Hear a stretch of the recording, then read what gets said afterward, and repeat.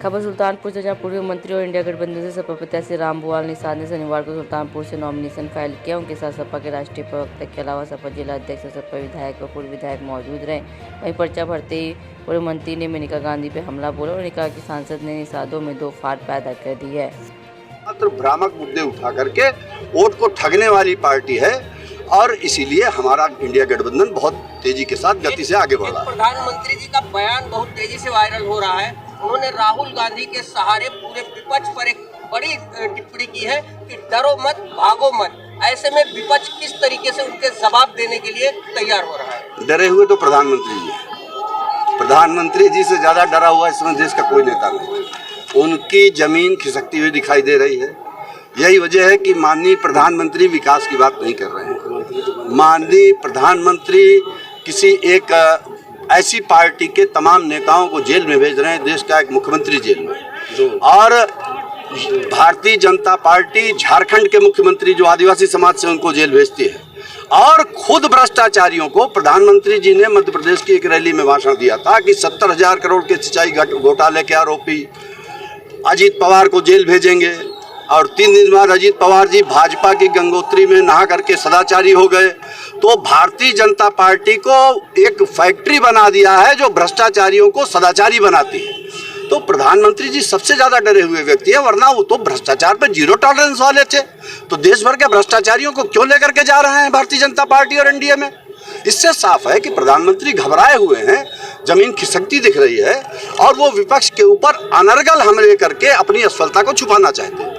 एक और बयान उनका आया, दक्षिण भारत में उन्होंने कहा कि नारी शक्तियों के लिए वो अपनी जान की बाजी लगा देंगे।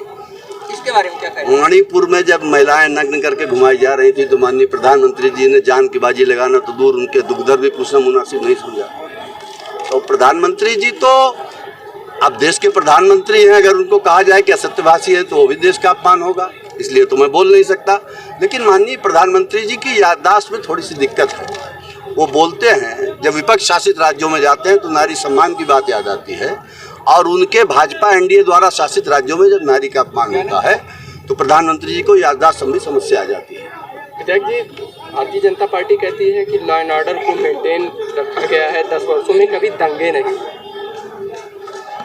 देखिए, भारतीय जनता पार्टी, मैंने कहा, झूठ बोलने की फैक्ट्री है। भाजपा झूठ बोलने की फैक्ट्री है। दंगों की बात करते हैं, लॉ एंड ऑर्डर की बात करते हैं। सुल्तानपुर में पिछले 3 महीनों में क्या हुआ, आप लोगों को छुपा है क्या?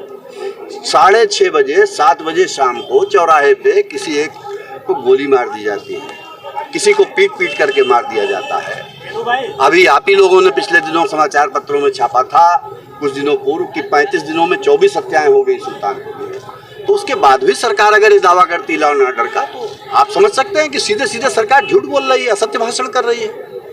योगी जी कहते हैं कि समाजवादी के पार्टी के जो मुखिया हैं अखिलेश यादव जी, पूर्व मुख्यमंत्री, वो एक वर्ग विशेष के जनाजे में जाते हैं, कब्रों पे फातिया पढ़ते हैं और दंगाइयों को सपोर्ट करते हैं। योगी जी को मौत मिट्टी से बड़ा रुचि है।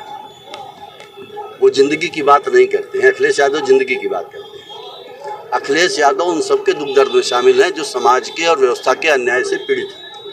अखिलेश यादव इस देश के वो नेता हैं जो आज इस देश के 85% लोगों के हक अधिकार की बात सबसे ज़्यादा ताकत के साथ उठा रहे हैं। इसलिए माननीय योगी जी को परेशानी है और कुछ भी बोल सकते हैं। विधायक जी, आज किसके नामांकन में आए थे, क्या था? अब रामभुआल जी हमारे बगल में खड़े हैं, इसके बाद भी जवाब देना है। अच्छा, भीम निषाद वाला क्या मामला है आपके? श्री रामभुआल निषाद समाजवादी पार्टी के प्रत्याशी हैं। आज फार्म में भी दाखिल कर दिया है।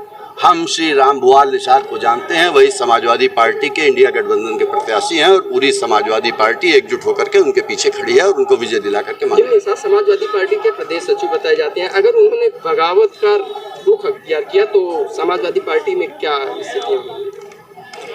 क्या होगा उस पर सवाल नहीं होते हैं, जो हुआ है उस पर सवाल कीजिए। क्या होगा, वो जब होगा तब उसके बाद जवाब दिया जाएगा। स्थानीय जिले की जनता 10 साल से एक पहले बेटे को फिर मां को सांसद बनाई है।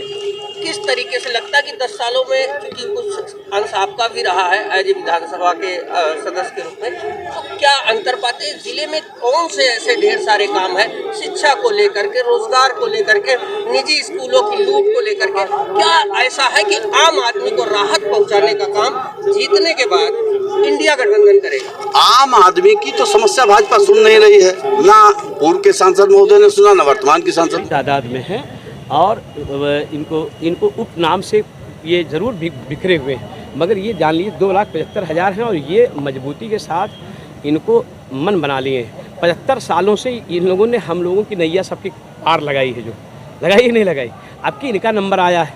तो हमारे जो हर वर्ग है, चाहे वो सबड़ हो, ब्राह्मण हो, मिडिल क्लास के लोग हो, चाहे क्षत्रिय हो, सब ने मन बना लिया है। खास चाहे मुस्लिम हो, चाहे कहार कुहार, प्रजापति, पाल, विश्वकर्मा, मौर्य, जो भी जातियां हैं, इन्होंने मन बना रखा है मजबूती के साथ। वो लोग चाहते हैं कि जो पार्लियामेंट में जाए, जनता की सबसे बड़ी अदालत है, वहाँ जाकर के आवाज़ को उठाए। जब मैं 2004 में सांसद था तो दबा के जो काम किया है वही काम आज भी दिखाई पड़ रहा है। 15 सालों में आपको कहीं कोई काम नहीं दिखाई पड़ रहा है। हमारी बात तो सुन लो सर। अरे पहले बात तो सुनो सर, पार्टी ने देखा जब बनत रही तब बनत रही, अब ना बने हमरे तोरे, तू अपने घरे हम अपने घरे। रहा सवाल कि हमारे राम भुआल भैया बहुत शरीफ आदमी, सीधे आदमी हैं और ये मजबूती के साथ पूर्व मंत्री रह चुके हैं, विधायक हैं, ये मजबूती के साथ पार्लियामेंट में आवाज़ उठाएंगे। हमें किसी पर कोई कमेंट नहीं करना है। निषाद ने कहा है कि आप बात सुनिए, झंडा बैनर मैं अरे भाई बात तो सुना, वो बात के बात है। देखिए हमारे राष्ट्रीय अध्यक्ष जी के दोनों प्रत्याशी थे, बात समझिए बात को, मगर किसी कारणवश नेतृत्व ने जो फैसला लिया है हम सबको स्वीकार है।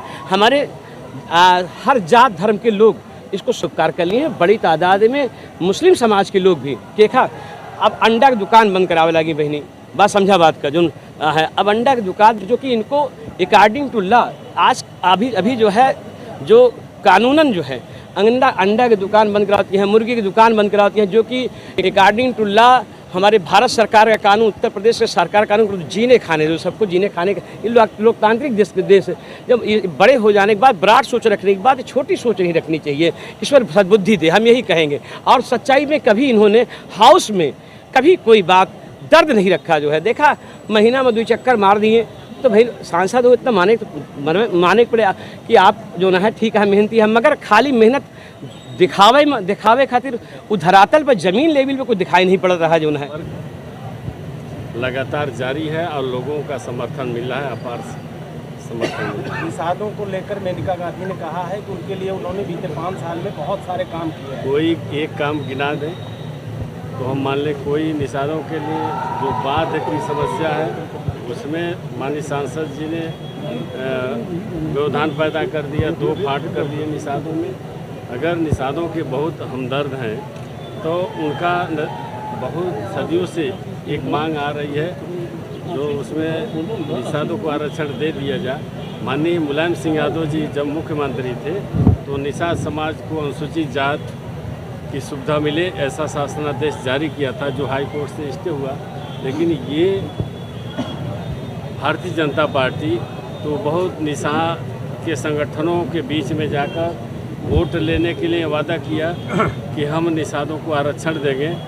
तो यहाँ के माननीय सांसद जी आरक्षण दिलवाने तो कोई एक ठोस नदी से जो जुड़े हुए जो व्यवसाय थे, बालू, मछली पालन, खनन का काम, तो इस सरकार में सामान्य कर दिया गया। वैसे जो चाहे वो मिल सकता है। अभी आपने रोजगार की बात कही है कि नुक्कड़ समाओं में, अभी आपने रोजगार की बात कही, किस प्रकार का रोजगार देना चाहेंगे? क्योंकि आपके विधायक रहते हुए आपने कहा था कि मैंने 3000 देश में बनेगी, जिससे समाज में खुशहाली, तरक्की, कमजोर गरीब किसानों, दबे कुचले लोगों का भला होगा। और ये जो शुरुआत है 27 में अखिलेश यादव जी इसके बाद प्रचंड बहुमत से उत्तर प्रदेश में सरकार बनाएंगे और उत्तर प्रदेश के मुख्यमंत्री होंगे।